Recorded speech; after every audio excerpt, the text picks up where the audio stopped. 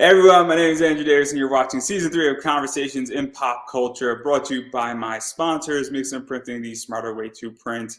I know printing your creative project can be confusing and stressful, but Mixon is here to make it easy. From their instant goal calculator that lets you get as many quotes as you want for free to their 24-hour customer service support. Mixon is here to make sure your printing experience runs smoothly from start to finish. And right now you can choose from a range of premium printing options and materials. And the company has also printed many successful Kickstarter campaigns, including my guests at one point, and a bunch of them you have heard about. So they offer services. Yeah, let me talk about that. Actually, so they printed 2 books for me. They printed Cthulhu Invades Wonderland, which is perfect, fantastic. And what I love about them is they have a digital printout that kind of shows you where the issues, and they're very sticklers. Like if you send it to a local printer, they're not going to show you the little damages, the little things that could come up, which I think is fantastic. Like, to be honest, I wish I could just use that part of it. Like there was a pay where I just pay and be like, hey, can you check my files to make sure they're perfect?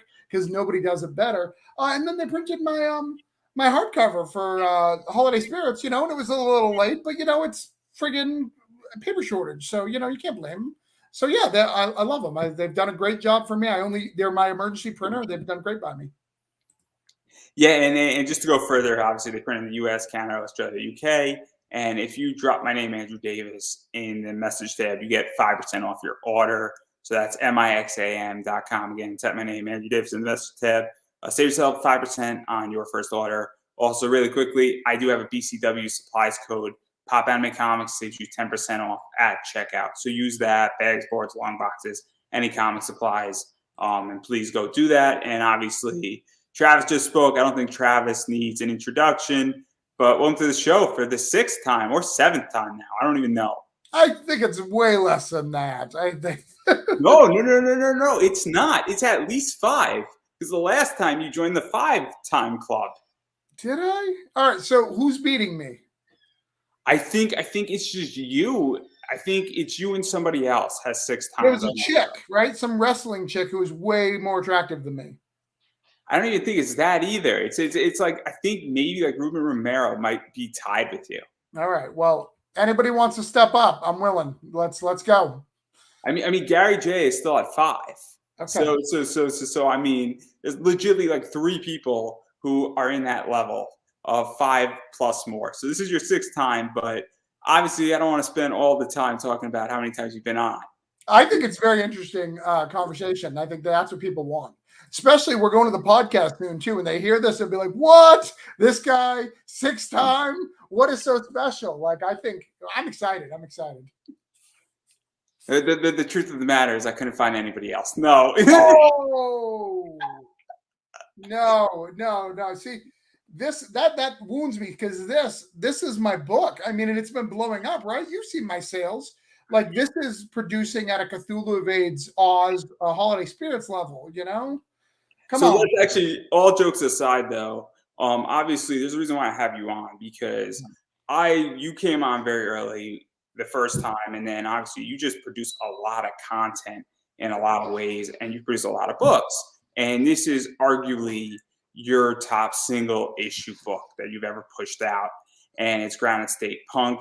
I think you're over 10,000 now, right? No. We're under 10,000. We're at 8,334, and we're at 292 backers. But in the Orange Cone world, that is the highest producing single issue, both money-wise and backer-wise. Our backer was higher. It was a Voodoo Nations. Number 1 was 278, and we are already at 292. We're on the road to 300. Yes, of course, we have Holiday Spirits, Cthulhu Invades Oz, but those are bigger numbers. Like, those are bigger draws because of what they are, and tons of other creators. This is solo me and my artist and my, lettering and editing team. That's it. And so let's talk about what Granite State Punk is, because it is a very interesting story. And what is the basic premise? Because I know it goes to your roots in a lot of ways. Yeah. So Granite State Punk is about a character named Zeke. Zeke is on house arrest. He got arrested for using drugs and alcohol, partying too much, the punk lifestyle. He is forced to be under house arrest at his parents' house, who have passed away. He was left it to him in his will. He technically owns it. And as he's living there, he finds out that there may be more to why he kept drinking his whole life. Like, he was trying to drown something out that he didn't want to address, which ties into the Old Man of the Mountain, ties into witches, ties into a bone golem. So there's some cool stuff there. And it's all done in the breaking the fourth wall. So lots of, fourth wall Deadpool type breaking. Yeah, and one of the things, and we're going to dive into the story because I find it interesting. Obviously, he's a drinker, and I partake in that activity perhaps a Right. little too much. But where did this idea come from? Because I know that you grew up and you have roots in New Hampshire, and obviously a lot of what you've been through. It's raw and gritty in a lot of ways. So, what's the whole story about building this one out and this entire story out? Because it's super So interesting. yeah, so originally this was just a basic concept, not a basic concept, but the concept was a guy digs in his backyard and finds a whole bunch of bones, and you find out he has a secret history. I love this Facebook user. The real reason Travis is on here so much is he blackmailed Andrew for more screen time. Obviously, can't be wrong. If you ever seen him on my streams, there's tons of blackmail material. It was only once. It was only once. Only once.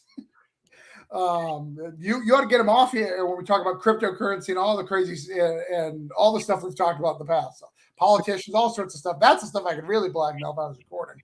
Anyways, so it was a basic story, but then I decided I wanted to put it in New Hampshire. I wanted to use my local area. So I actually have like stores and the fair. I'm from Rochester, New Hampshire. Rochester Fair's in there, and old pizza places in there. Jetpack Comics, which is a comic store out there.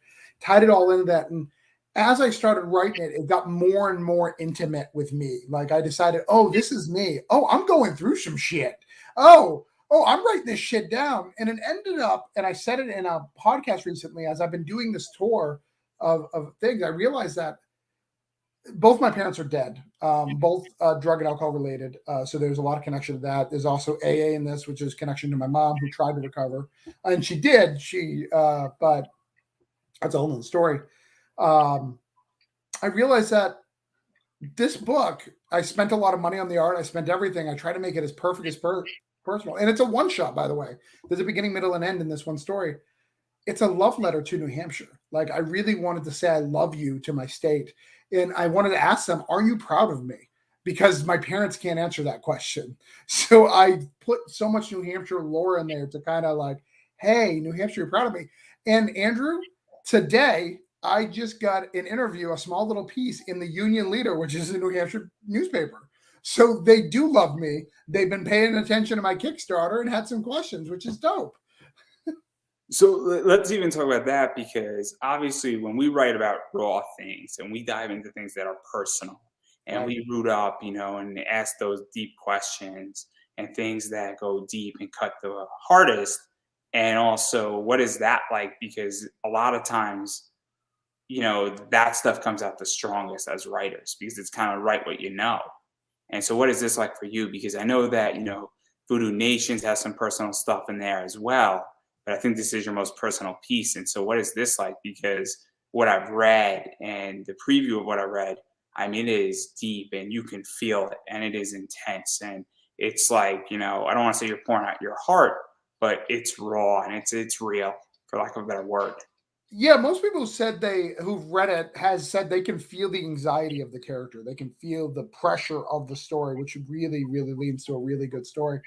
Um, so you're right. Voodoo Nations has some personal vibes to me. So doesn't Broke Down. So doesn't all my stuff has a personal vibe, but this is me. That's the difference. Like, this is me. Most of them are like, oh, here's a part of me you can have. This is my anxiety. This is my fears. I'm not an alcoholic. That's literally the only thing that's different about that and me, because I have that anxiety. My brain thinks like this character. The way he thinks and the way I think are the same. So yeah, it shows it. Like even in one of the lines I write in the script, so he's talking and he's ranting about a whole bunch of stuff, and he stops and he's like, "Oh, you're bored," and then he goes into something else. That's me when I write a script. When I'm sitting and typing, I'm like, da-da-da. Oh shit, they're fucking bored. I'm bored. All right, hold on, let me change it. And I change it up. And that's when you have those up things. So yeah, it's really intimate to me. Right now, it is flat out the best thing I've ever written. Second, if anyone wants to know, like if I die, this is the book I want them to read. Even though I have things that are completed longer form stuff, like this is me. This is something special to me. This is where I'm from. This is the book that I was made to write. Yeah, and it's also very interesting because there's a lot of symbolism, and I might have a slightly different interpretation of Mm, this, where I feel his anxiety, and then we're sort of finding out why he has that, and there's certain things going on. There's witches in there, and then he's digging in the backyard, and he finds these skeletons, and well, there's a lot of secrets, and it's sort of about what's in your past. And I viewed a lot of it as symbolism, and I'm not too sure what is real, what he's imagining, but sure. I get this idea that, with the skeletons, I immediately, went to the thought, oh, you're digging up your skeletons in your closet. And he's sort of, I feel Zeke is going on this journey of saying, why am I drinking? Why am I asking these questions? And it's very interesting because, at a certain point, I don't want to say he's having a midlife crisis, but he's definitely having an explanation or an exploratory crisis. And so, Right. what was that like? Because it's really beautiful symbolism in the entire book. Yeah, it was when I wrote it. So I don't show Heather, my wife, who edits all my stuff. She doesn't ever see anything in script form, which I know that's not the way editing works. I like to surprise her on the page. I like to show her on the page, and which is sad because so many people use her for that, and they write amazing scripts. I just don't. I don't know why. But this story, I was so proud of. I sat with her. I was like, "Can I read it to you?" And I read it to her out loud. Read the story. Read the anxiety. Played it out the way I wanted to play it. It does feel like if anybody likes punk rock and watches SLC Punk, I kind of pulled that vibe. SLC Punk, and what's the you would probably know you probably really dig it. The what is it? The show about it's got the guy who played Freddie Mercury, and it's he does computer hacking. Oh man, Can't think of that name of that show right now. I can't think of it either. I know what show you're talking about, but Right, right, right. It went a few seasons, and like, but like you said, you don't know what's in his head, what's not. I kind of wrote it the same way. Damn, I really want to know the name of that show. I love that show. Watched to the end, was so shocked on everything as it went through. It was great, man. because it's Mr. so Robot, yeah, Mr. Robot. yeah, yeah, yeah. I was thinking it was Mr. Robot. I'm like, no, That's that's City Mafia. Yes, thank you, Mr. Robot. And I saw that comment before was from you as well. Thank you. no, it was too easy, Mr. Robot. That's like the easy trivia question for you, and then you get it all wrong. Right, I would suck at Jeopardy. But yeah, no, because it's very interesting, and I thoroughly enjoy this because I feel like people don't write about anxiety, and it's such a complicated issue. Mental health as a whole is a very touchy subject, and with this, I don't feel like I'm being lectured to. I don't feel like I'm being ostracized when I'm reading it. And I've read comics, and I think you've read some where they're dealing with mental health, and it's almost like mental health is being used as a crutch and not as the story and things of that nature. And that's what's so interesting about the way this is being written. And it's also Are you there? froze. I'm back, right, everybody? Yeah, you had a question in there, but it never got to it. So I guess with mental health in comics is a very tricky topic, and I feel like a lot of stories use it as sort of a crutch to move the story forward. And this, I feel like we're with Zeke in the entire thing, and we feel, and it's almost like we're sitting in his head, and it's so beautiful what you've done with this. And then things are getting explored, and I mean, what is this like that there's been such a positive response to it? Because sometimes these things don't go so positive on Kickstarter and in the comic world. Yeah, yeah, yeah. I mean, like I've shared in other streams, this is the most I've ever paid for a comic. This is the most intimate to the story. And even the artist, he knew what the story was and he made it so special. Like there's a tattoo on his neck. So it goes, there's a skull on one side and a heart on the other side, and dots across it. And it's very like punk nature, right? You slit your throat, your death, only death can save you, right? Or you throw it the other way, only love can save you, but the true love is death. Like live free or die. This crazy, crazy motto that New Hampshire has. But when it comes to anxiety, like I suffered from anxiety yesterday. Yesterday, I was so anxious. I started having anxiety when my parents died. I don't know what caused it, but I started having it. And yesterday, there was nothing wrong in my life. My Kickstarter is doing great. I just signed a big contract with my work. It just hits you and you don't know what's going on. It's so much easier when you have an anxiety and you can place that, oh, this happened, so I know why I'm suffering. And but most of the time, people who suffer from anxiety, there's nothing going wrong. And I don't take any medication or anything like that. It's something I deal with, and I don't deal with it all the time. It happens like once or twice, you know, a quarter or so, for sometimes hours, sometimes a day, whatever the case would be. But writing that and writing a character who's deep into that really fits the pop culture, right? You're kind of punkish. Not you may not even like the scene, but you know a whole bunch about a bunch of things, and you try to explain your point of view of it, even if someone doesn't agree, right? That's the punk mentality, right? I'm going to explain it, and I'm just trying to. And when you're explaining it, I've sat with you where you're figuring it out as you're explaining it, right? You haven't even thought about it, but you're speaking it so fast, you know, you're figuring it out as you go along. That's the punk mentality, and that's what I was trying to get on the page.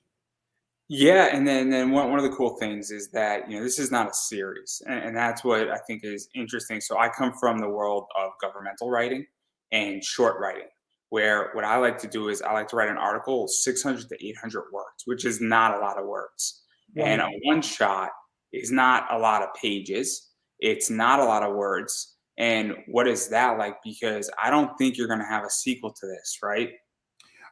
Maybe. I mean, we're talking about it, but if I do, it's going to be a series of one shots. They're not going to be a series in the traditional sense. It'll be a series of one shots with the same kind of, anxiety and play. But to even go further into that, because what is that like to say, hey, there's a beginning, there's a middle, and there's an end, and this story is now wrapped up, because Right. that is an art in itself, and I don't think you've done a one shot before. And so, what was that like to really make this sort of, I don't want to say tied up neatly, but as far as the story's completion goes, because that is a skill, and I think that skill is massively lost. Yeah, yeah, yeah. I love it. It's a throwback to the old Constantines, the old Hellblazers. All those were one and done stories back in the day, and the old Spider-Mans are one and done storylines. It's a classic way of doing comics, and for me, this book could have been stretched out to do a 4 issue because I give you enough information that it could have been a 4 issue arc, but I didn't. I really wanted because of the anxiety and the way I made people feel. It's better if it all kind of throws down and gets bigger, bigger, bigger, bigger pop. And the pacing of the book. I even took some. This is one of the few scripts that I sent to some people. I didn't send it to my wife because I read it to her, but sent it to other writers. Frank Martin. I think you've had him on the show before, right? Um, Frank Martin's a good one. A couple other people, and they gave me some feedback about the story and tried to make it all fit. And it was what I loved about it when I sent it out to people. A lot of people were like, I don't see how you're going to do this, Travis. Like you're saying a lot and the art's a lot. Like, how are you going to do this? But I knew how I was going to do it.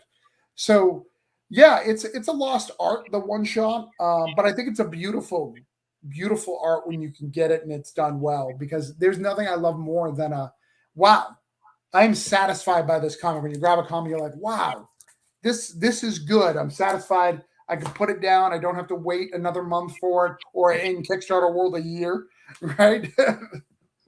So Yeah, what? no, it's a very, very cool thing. And I also think it's the idea that people now also want, saying, hey, look, I'm not now having to go invest in 4 issues, and I don't have to go drop a huge economical commitment.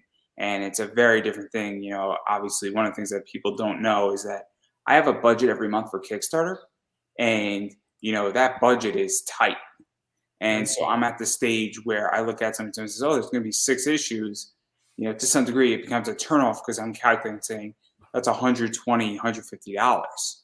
But if you have a one shot that's $20, I'm like, oh, cool. I get the book and it's a complete story. So I think it's something that is really helpful to people when they're like, oh, it's not a huge financial commitment to getting a complete story. And then, hey, we're done now with this story and I enjoyed it.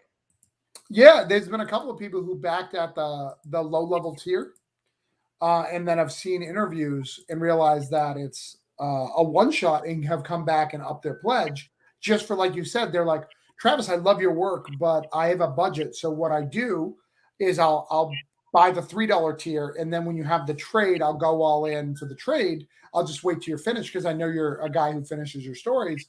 But when they find it's a one shot, they're like, "Oh man, I'm gonna up it right now! Like I don't want to miss out." Yeah, and then even going further, because I don't want to ruin this story, because I think that would defeat the purpose of and hurt you and actually getting people to go back it. And I want people to be pleasantly surprised with where it's going, including myself.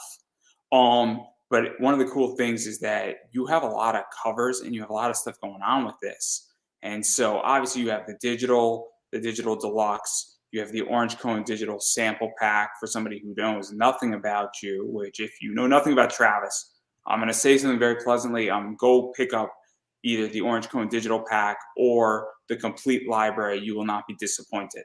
I promise you that. There's something for everybody that you have done in that fashion.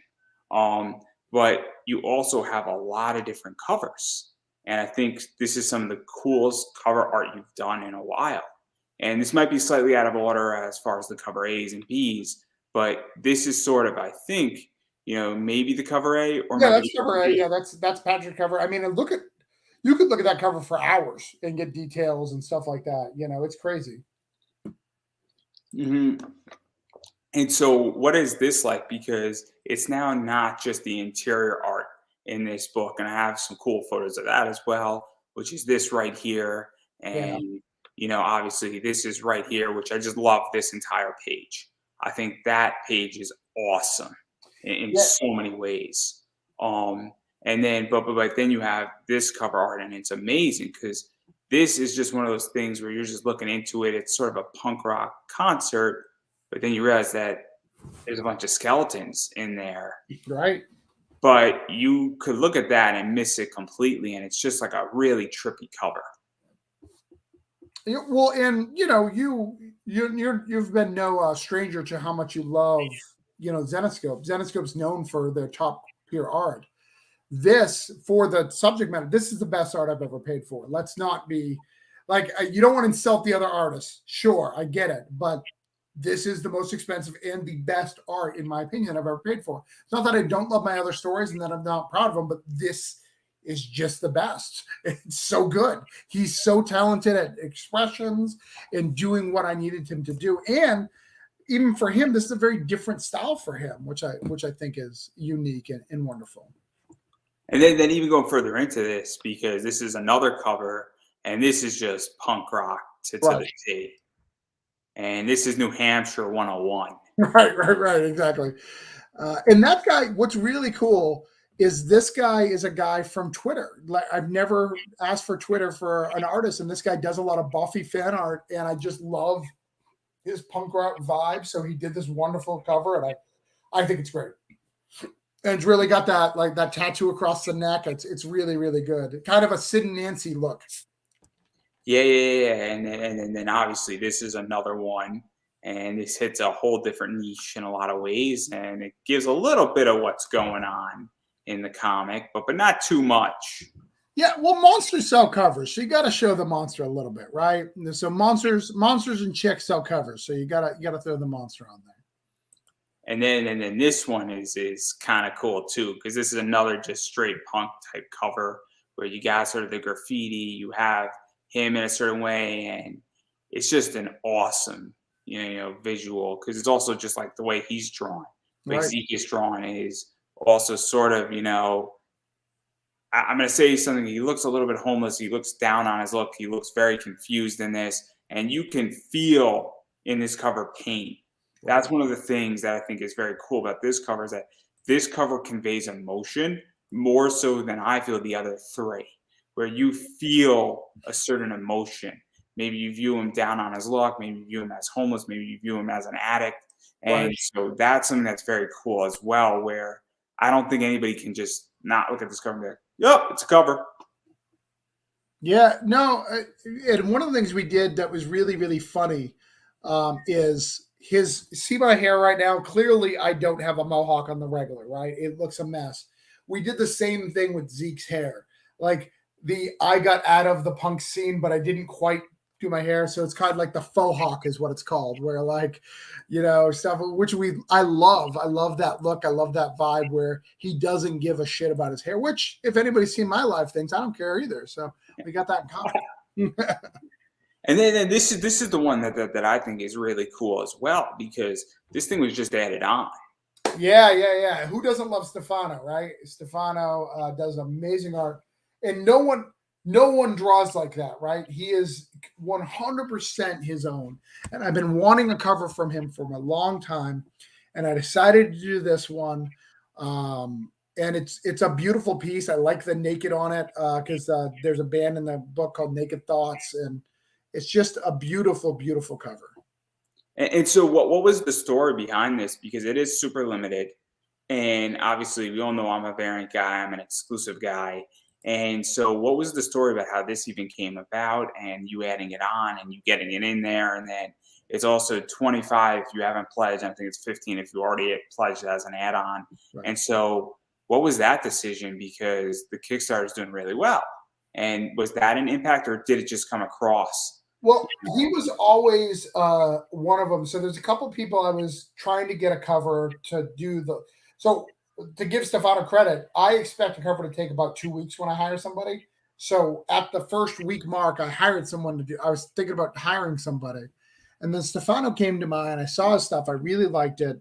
He charges a little bit more, and I knew I was going to have a little bit of extra money on the Kickstarter, so I could afford it. And my goal actually is to get that metal. I've said this in some of the updates, is I want that cover to be metal, but I got to sell out of our current metal cover. We have a current metal cover right now. And if I sell out of that, we're going to make a virgin one of that metal. But I know Stefano's such a sought after artist. I know people love his work. So I wanted to keep it extremely limited. So I only wanted to have a few covers. So I limited it to 100, made sure it was 100 and make sure it's a cover. So the other thing that Andrew, knows that maybe the fans who are watching this know, I am big on the retail tiers. Andrew's actually even purchased a retail tier because he's a reseller. I don't know if I'm allowed to say that. I'm sorry if you got to cut it, Andrew. But no, it's fine. I got no problem in which that Zenoscope knows I resell. They refer to me as a reseller on all their virtual streams, and they have no problem, and I'm pretty open about it. So yeah. So I have a lot of comic stores. I'm very popular in Florida, obviously, because I live in Florida, and in New Hampshire because that's where I'm from, and then a couple in Texas, stuff like that. None of I don't have any retail tiers on this. This is the first Kickstarter I've never had retail tiers, and the reason for that is I believe in this story so much. I didn't want the influx of money from the retailers. I wanted to keep the whole run limited, because there is a publishing deal that goes along with this that I can't tell you who it is, what it's from. Look at that shirt. But I kept that out because there is that, and I want to make sure the retailers have their own stuff. And I'm going to try not to. If you see any of these covers in the retail package, they're going to be redone in some way. They won't be the same. I'm not going to just reuse these covers. And so to even talk about that, I'm not going to push your publishing deal, but it's the idea that that's a big risk, I think, for you. And it's a huge risk. It was scary. Yeah. And I don't think people understand. So obviously I haven't produced a comic yet. At some point I'm going to be joining the club, but I got to take care of my Kickstarter that I just funded, which I think is the appropriate thing. And so I'm looking maybe next August, technically.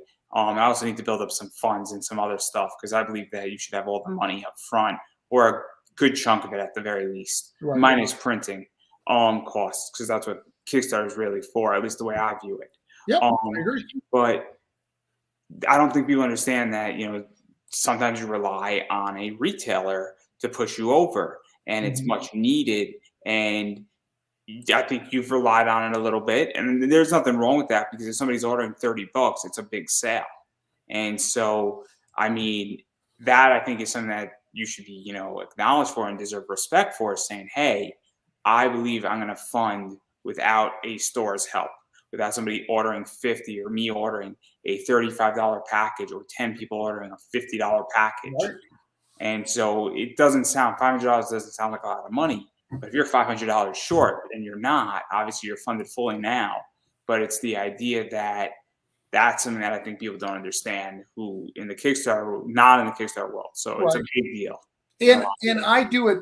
I'm not trying to sound egotistical here. Those who don't know me, I do it better than most people in the business, like retail tiers.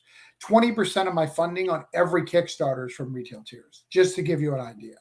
Like, because I do so well in the retail market, because I don't, not only do I do the resale, I set up a signing or I give them an exclusive cover. I go nuts on my higher level retail tiers. So doing one without a retail tier is was scary to me. I was scary, and to see that I've made more, have more backers, is just great. I'm actually very curious. I mean, obviously, I think that you're not abandoning retail on No, certain no. projects. If you go back to Broke Down and For Dead Bodies or anything in that nature, I think obviously you're not abandoning retailers completely, but it's just on certain projects. You're saying, "Hey, I believe in this so much," or there's something else going on in the background, or you're saying, "Hey, can I do it without it?" Because sometimes you want to see if the idea is even viable without a retailer per se. And so that's something that's interesting. And also, I think it makes these books a lot more valuable in a lot of ways. It does. So for this particular book, like, I knew exactly the retailer that I wanted to have this book and to publish this book. So I built it to go, hey, I want you to publish it. And when we got to the point where I needed to get the yes, we got the yes, and we're good. Because there is one retailer one publisher that this book fits under. Even, and it's not like Image. Like, you go, whoa, you want the biggest guy? No, there's a team that specializes in New Hampshire, rocks the New Hampshire, New England area. That's the book that I want this for, and I want that, and it's going to help me because I can market to Florida because I'm here all day long. I need a second hub of people who know me. I'm very strategic when I do comics, and I apologize if that offends people, because it has offended people. I'm strategic. Like, all right, cool. I can get the Southeast. Here's how I get the Southeast. Okay. Now I need a hub up in New Hampshire, and this is how I can get my fans there. And then it just so happens that I wrote a book that's super intimate to me. That was not my intent. It just happened to be that, and so passionate. And it shows. I'm more excited about this book. Everybody who's had me on interviews, several have been like, dude, like, there's something special about this book, because it is. Like, everyone should buy this book. If you back me before and you stop for whatever reason, like, this is the book. Buy it. Seriously, it's so good. I don't want you to miss out. I'm here for you. But yeah, building that together. I'm sorry if I ranted and I didn't even answer your question, but It's all good. It's all good.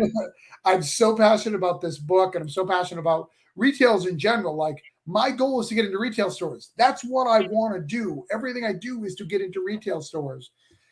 But sometimes you need to take a different approach. I'm scared of the retail market. I really am. Like, me having to produce a 4 or 5 issue miniseries that nobody else has seen, right? And hope that somebody backs it, and hope that someone supports it. And I'm not going to get paid for another year and a half on that because of solicitations and all that. I mean, I'm not a fan of retail, in which that, why would I want to be in retail? I want to deal with direct consumer. And COVID has explained to me on a business level that direct consumer is the way to go. It is the absolute way to go for me. Right. And whatever I do, and when I produce a comic, I really do not want to deal with a middleman. Right. I want to deal directly with my customers, and I also have a different approach. So I completely get being terrified of retail. I completely get it. I'm terrified of Diamond. Right. I mean, Diamond retail. I'm not scared of stores. Like, stores love me. I mean, even stores, I'm a little bit scared of, and I'm like, why? I would rather just sell my eBay store, and it's working. And I guess I have a different approach, but I'm terrified of Diamond because it, and I know it, that every time you go through Diamond, they have to take a piece out of it. And so whenever you keep on going to another person, and there's a middleman, and then there's another middleman, your royalty essentially, or your cut, gets smaller. Sure. And that's a problem, because that means that maybe if you were selling directly, you need to sell 5,000 books to make X amount of money. Now you need to sell 15,000. And there's a big difference, because there's a whole bunch of skills you need for 5,000 versus 15,000 books you're selling, and so on and so forth. And then there's a whole different skill for selling 100,000 books as well. And then it's Diamond scares me, and so do stores. Right. And I like my eBay store because I like having control, and I think it's a big deal. for me, and that's just who I am as a person, is that I want complete control. Yeah, for me, like, you can fake numbers. You and I both know of people who buy their exclusive covers to boost the numbers of those rarity covers. So, and it's a good play, man. If you have $1,000, you can buy all of your $50. So, like the next tier goes up and boost it up. I know a bunch of creators should do that. No shame in the game. I love the hustle, but that's why I really want to get into the retail market, because all these retailers saying, "Hey, we can't keep you in stock," means something to me. Because my goal is to get bigger and bigger and do bigger and bigger things. But Brent, I do not understand that question. Could you ask that again? Maybe you understand it. Andrew can explain it to me. Whoa, why being intentional will be an issue for contention in comics? Yeah, I don't. I don't know. I don't get that question either. Yeah, I don't get it, Brent. Brent, ask it in a different way. Yeah, I don't know what Brent's referring to. In a lot of ways, I don't know what he's referring to. That's an But issue. So but you're absolutely, to go back to your point. You're absolutely right. Like, why have another person out there if I can sell what I feel comfortable with, and that's what I'm going for. That's a great goal. Like, that's what I love about Kickstarter, knowing, I know that any Kickstarter that I do will get me about 200 or so fans, like minimum, because I've gathered about 200 fans, which is so cool, right? And it's really closer to 250, when I look, because I know this store has 10, this store has 5, these cons have 5 that come to me every time consistently. But it's really, really cool when you do that math, right? That 1,000 fans can make you this a living. All right, I'm very close to that. And some of my Kickstarters do even more than that. But watching those numbers grow, watching people love my books, watching people, tag me and post because they're talking about my book, it means the world to me. It's so humbling. yeah, no, I know the feeling, and it's more interesting for me because I had a bunch of people who I've already interviewed on my show, back my Kickstarter, and then I think I converted 8 or 9 new people who never been on my show, who I don't know, and I had one of them, and I just started interviewing one of them who I never met before, and it's very, very interesting when you get a new fan as well, and you start cultivating, you start actually seeing where your audience is, and it's a very cool thing. And now I'm figuring out how to grow my tribe in a lot Right. of ways, and I have multiple tribes that I'm growing, which is even cooler. And then figuring out how to merge those tribes is going to be coming up in the next year, and so it's And that's very, very fun. cool. I love that. I love it because I have my broke down audience who would never buy voodoo. They're like, that's religious. No, I get it. But like, and then I have the Cthulhu Invades Oz, is they're like, they don't give a crap about me at all. They like Cthulhu and they like Oz. And I got to accept that. Travis, you mentioned earlier being intentional with what you wanted to do with your comics has been an issue in the past. Trying to get into certain markets. Why is that? Oh, um, people like to, when you say stuff like that, there is a certain audience, and it's probably about 10%. And I've seen Andrew talk about it in times past too, of people who like feel that if you bring the business aspects of it, you don't care about the art, which is, it can't be further from the truth. But certain people, and I think it's those certain people who can't get it, right? They do the art and nobody's buying their art, and they think that that's all there is to it. No, there's a whole marketing and specialist. There's a concept where, and I could allude to this, where so if you have a Paul Green cover on your Kickstarter, Sure. people love Paul Green because they love his art, and that is a business decision. If you book Paul Green for your comic, or you book, Sun Kumanaki for a cover, people are fans of Sun Kumanaki. That is a business decision. But the reason why people are coming, I feel, and maybe this is sort of getting to the point, I think, is that people are coming for the art as well because they love that artist, but you made a business decision. So when you're starting to become strategic and intentional, if I produce a comic, one of the things that I'm going to do, and I'm sure that you've thought about this as well, and obviously I just showed a bunch of covers, is that those covers bring people in to some degree, or they might have already been coming in, but they keep them, or they make that decision easier to back without hesitation. And that's kind of another strategic position. But I think when you're talking about getting into New Hampshire, that's different than covers per se. You know, Yeah, but I've had those cover conversations. I have a friend of mine who's like, I hired such and such, former Marvel, blah, blah, blah, blah, blah. I was like, that's great. If he doesn't share it, doesn't mean anything. Like, I will take a Kickstarter guy, an indie artist who's only done a couple of books, like a Zenoscope or a couple of image, stories or a good boy. But if he's going to share it all the time, I'll take that guy any day of the week. If it, Yeah, but if J. Scott Campbell said, Travis, I'll do your book for free, but I can't share it. It's a done deal. we'd invest in some marketing to J. Scott Campbell. It'd all be Facebook ads in your face, J. Scott Campbell on the regular.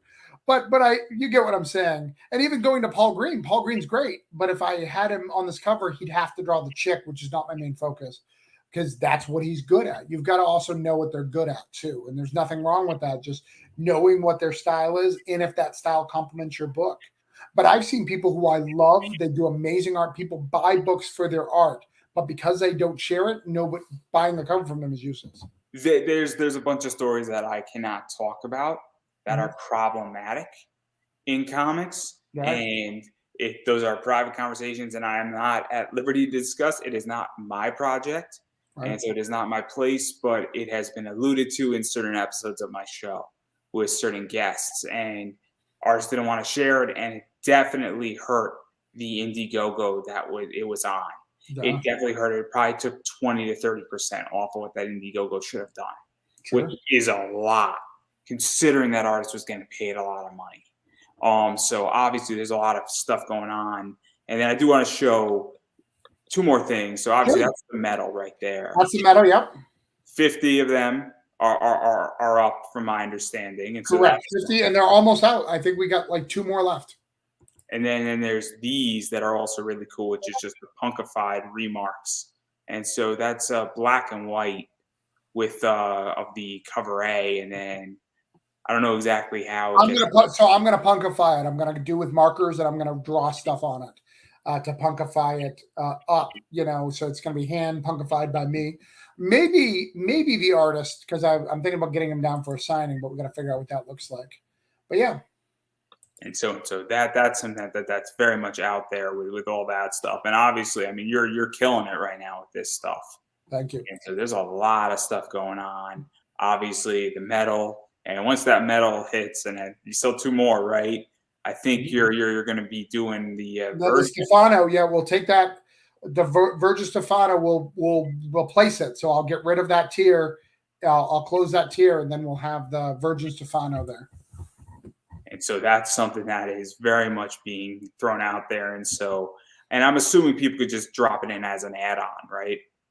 Yeah, there's an add-on version as well, but the add-on version is very sold out too. So I may have to move 1 or 2 to get that tier back, but we're very close. Within 5 or so. I think it's 2 right now, but if I look in the add-on, maybe a little bit more. But we're very, very close to shutting that down. And then obviously I'm just checking what else is going on. Obviously, no more questions for everybody, but obviously I know you got a hard deadline. I do. I normally stay for a long time. In fact, Andrew normally and I talk for an hour after, but I have a show tonight. I started doing a show called Create a Hangout. Andrew has hung out before. In fact, I'm actually thinking about in a few weeks doing a Gist podcasters hangout, like hang out with all the people who've had me on their shows, have them on there. I got to figure out what that looks like. I only do them when I have a Kickstarter going, but I do so many Kickstarters. It's most of the year.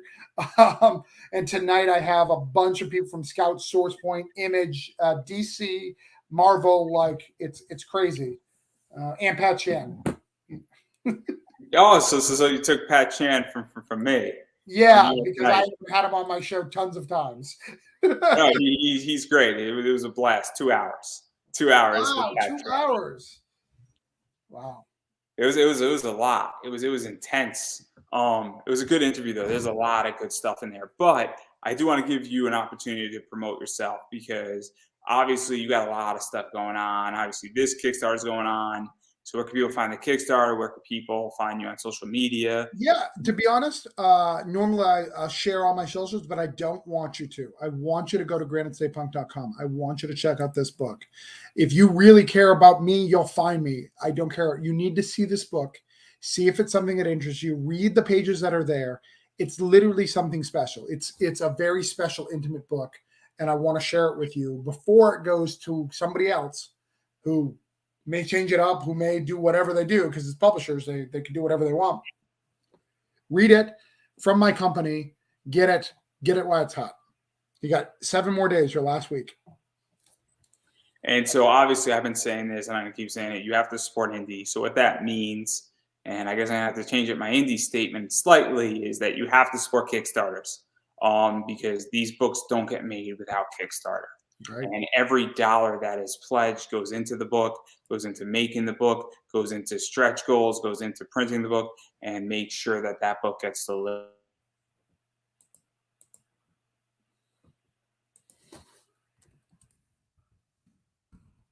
I'm back, right? So you need to share out that this book exists. You need to share out that you back the book. You need to go tell people that, because unfortunately social media is not what it used to be in that realm. So obviously you need to go do that, and it is super important whether you back it or you don't back it, because people sometimes have money issues. It happens, but you can share it out on Twitter, Facebook, Instagram, TikTok.